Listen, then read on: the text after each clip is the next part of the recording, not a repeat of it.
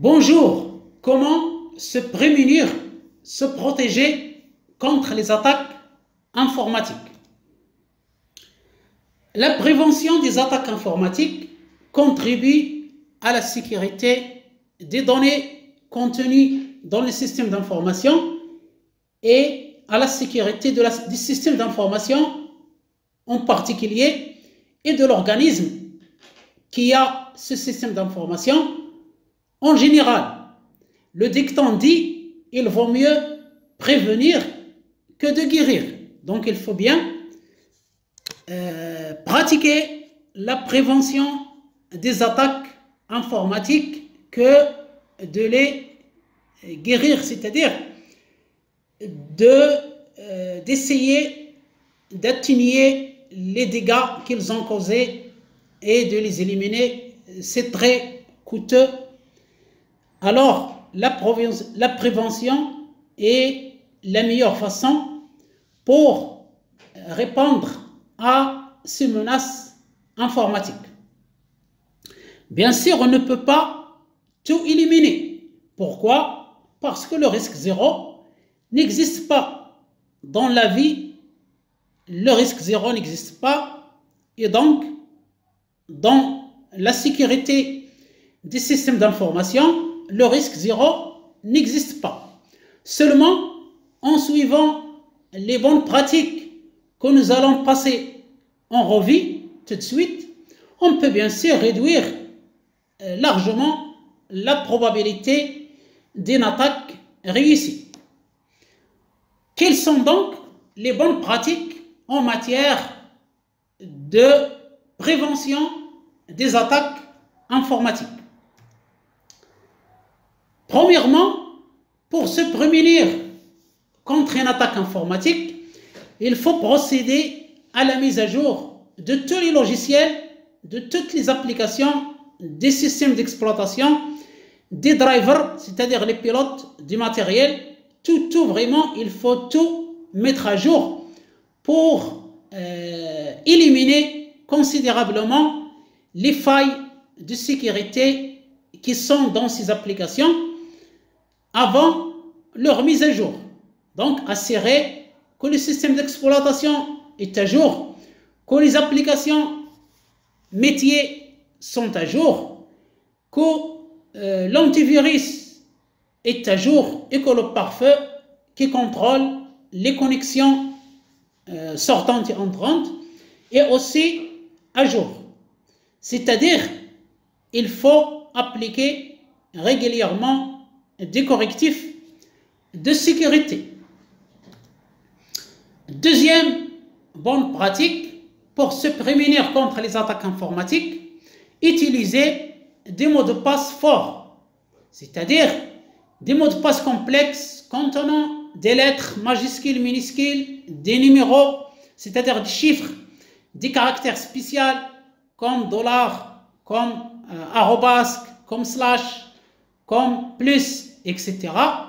Il faut qu'ils soient longs, au moins 8 caractères, et il faut les changer périodiquement, c'est-à-dire chaque fois, chaque semaine, chaque jour, chaque mois. Chaque jour c'est difficile, mais au moins chaque mois, minimum chaque semaine, minimum chaque mois, c'est bien. Il faut aussi que chaque application, chaque session doit avoir son mot de passe propre. Il ne faut pas utiliser un seul mot de passe passe-partout pour toutes vos applications. Bien sûr, on gère les mots de passe à l'aide d'une application appelée gestionnaire de mots de passe. Troisième bonne pratique, l'authentification double, c'est-à-dire l'authentification à 2 facteurs. On active cette authentification lorsque c'est possible, bien sûr, si la connexion le permet. On entre d'abord avec notre nom d'utilisateur et notre mot de passe, et tout de suite, un code est envoyé par SMS ou bien une approbation supplémentaire pour accéder à notre compte. Bien sûr, le code ou l'approbation est envoyé à l'aide d'un autre matériel, par exemple le téléphone portable, le smartphone, ou bien un autre canal pour authentifier à 2 facteurs une ouverture de session. C'est-à-dire il s'agit bien de vous.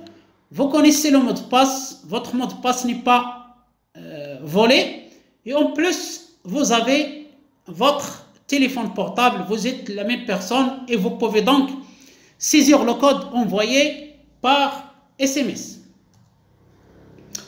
Autre bonne pratique pour se prémunir contre les attaques informatiques, la formation, la sensibilisation de tout le monde à la sécurité. On doit se former et se sensibiliser aux meilleures pratiques en matière de sécurité informatique. Par exemple, se former sur comment détecter une attaque de phishing, c'est-à-dire l'hameçonnage en utilisant une page frauduleuse, une page web qui est identique à la page que nous utilisons, et le fait de saisir nos données personnelles par erreur, par similitude, les attaquants volent nos informations sensibles. 5e bonne pratique, utiliser un pare-feu, en anglais firewall. Il faut installer le pare-feu qui est un logiciel spécialisé dans la surveillance et le contrôle du trafic réseau, soit entrant, soit sortant, notamment en le configurant pour bloquer les connexions non autorisées. Numéro 6, des bonnes pratiques pour se prémunir contre une attaque informatique, l'installation d'un antivirus, d'un anti-malware en général, c'est-à-dire logiciel malveillant. Installer l'antivirus, l'anti-malware, qui est fiable, reconnu et bien sûr assurer qu'il est mis à jour régulièrement, c'est-à-dire la base de données virale doit être mise à jour le plus fréquemment possible, chaque jour par exemple, pour ajouter les nouveaux virus et les éliminer. Numéro 7, dans les bonnes pratiques, sauvegarde de données. On doit effectuer des sauvegardes régulières de nos données pour ne pas qu'ils subissent des attaques et qu'on les perde. Alors, lorsqu'on fait une copie, une sauvegarde, on peut restaurer cette sauvegarde et utiliser nos données. Il faut toujours utiliser un support externe et le stocker dans un endroit à l'extérieur de l'organisme, c'est-à-dire de l'entreprise ou bien de l'administration.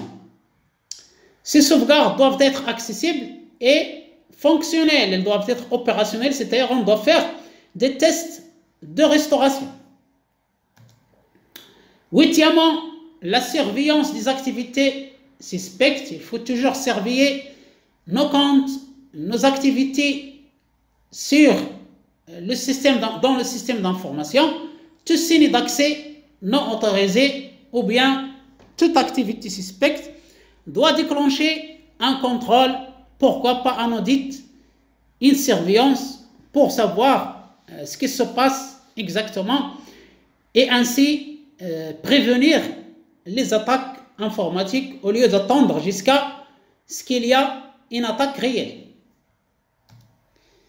9e bonne pratique pour se prémunir contre les cyberattaques, la sécurité des réseaux sans fil, c'est-à-dire le Wi-Fi, doit être sécurisé, notamment avec un mot de passe fort et l'utilisation d'un cryptage, un chiffrement WPA3. Numéro 10, restreindre les privilèges. Lorsqu'on accorde à un utilisateur l'accès à un fichier, il faut limiter les droits d'administration, les droits de sécurité et aussi les droits de partage. Il ne faut pas accorder les privilèges qui ne sont pas nécessaires. Un utilisateur qui procède à la lecture d'un fichier, on va lui octroyer le privilège de lecture seulement. On ne doit pas l'autoriser à modifier parce qu'il n'a pas le droit de modifier. Donc pourquoi lui donner ce privilège?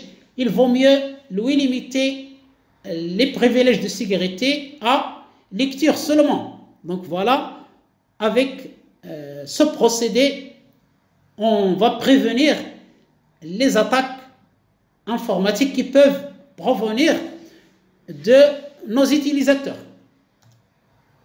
Numéro 11, la gestion des correctifs. Il faut mettre en place une procédure rigoureuse pour appliquer rapidement les correctifs de sécurité sur nos systèmes d'information une fois qu'ils sont publiés. Par exemple, nous avons un système d'exploitation, il y a un service pack qui vient de sortir, on doit l'appliquer tout de suite à ce système d'exploitation pour corriger les vulnérabilités de sécurité informatique. Bonne pratique numéro 12, la réflexion avant de cliquer. Il faut toujours être prudent, notamment avec les liens et les pièces jointes dans des emails douteux qu'on n'attend pas. L'expéditeur est inconnu, alors il ne faut jamais cliquer à la hâte sur cet email ou bien sur les pièces jointes ni les télécharger parce que c'est un risque potentiel. Il peut attaquer notre système d'information. Donc toujours vérifier l'expéditeur qui nous a envoyé l'email avant de cliquer sur n'importe quel lien. Numéro 13, le chiffrement, c'est-à-dire le cryptage. Il faut utiliser le mieux possible le chiffrement pour protéger nos données sensibles, que ce soit lors de communication par Internet, par exemple via les sites sécurisés HTTPS, ou bien au repos, c'est-à-dire lorsque nous avons des données stockées sur les disques durs des serveurs, il vaut mieux chiffrer ces disques et les crypter sous Windows. Il y a le chiffrement BitLocker, il est gratuit. On peut chiffrer avec cette fonction de BitLocker nos données qui sont sur le disque dur sur le système d'exploitation Windows. Bon, pratique numéro 14, prévenir ou bien préparer un plan B de réponse à un incident. Lorsqu'il y a un incident qui se passe, un incident informatique, c'est-à-dire une attaque informatique, il faut savoir comment réagir à cette violation de sécurité et comment rétablir le fonctionnement normal de notre système d'information dès que possible. Bonne pratique numéro 15, pour se prémunir, pour se protéger contre les attaques informatiques, la surveillance continue de notre système d'information et son audit. Il faut surveiller et auditer activement l'environnement informatique pour détecter toute menace potentielle et y remédier. Enfin, dernière bonne pratique pour se protéger contre les attaques informatiques, la mise en place en général d'une politique de sécurité, la nomination d'un responsable de sécurité des systèmes d'information, RSSI, le développement et la mise en œuvre d'une politique, d'une stratégie de sécurité informatique pour toute l'entreprise ou autre organisation, l'administration publique, les associations, les ONG, etc., etc. Voilà donc une liste non exhaustive des bonnes pratiques pour se protéger contre les attaques contre le système d'information. Je vous remercie infiniment et à bientôt.